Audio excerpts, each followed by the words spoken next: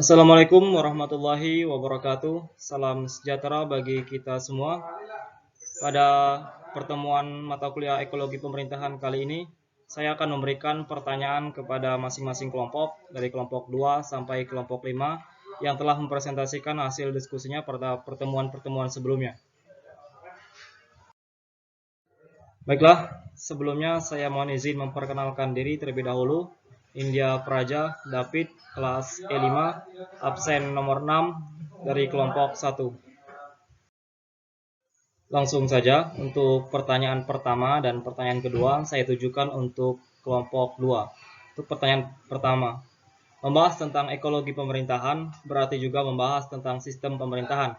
Berdasarkan pengamatan kelompok Anda, bagaimana jalannya sistem pemerintahan di Indonesia saat ini? Apakah sudah sesuai dengan tujuan yang diharapkan dan apakah yang menjadi kendala selama ini? Yang kedua, pertanyaan kedua, tingkat korupsi di Indonesia masih sangat tinggi dan menjadi masalah krusial setiap sektor lembaga pemerintahan. Apakah kasus korupsi yang masih sangat tinggi tersebut adalah bentuk gagalnya pemerintah dalam menjalankan sistem pemerintahannya? Untuk pertanyaan ketiga, saya tujukan kepada kelompok 3. Dalam ekologi pemerintahan, tentunya tidak terlepas dari faktor lain pendukung pemerintahan.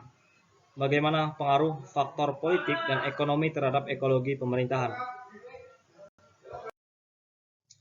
Yang selanjutnya, pertanyaan keempat saya tujukan kepada kelompok 4. Pertanyaannya, bagaimana peranan pemerintah daerah terhadap ekologi pemerintahan? Dan apakah dengan dijalankannya otonomi daerah berpengaruh terhadap ekologi pemerintahan dibandingkan sebelum otonomi daerah tersebut dijalankan?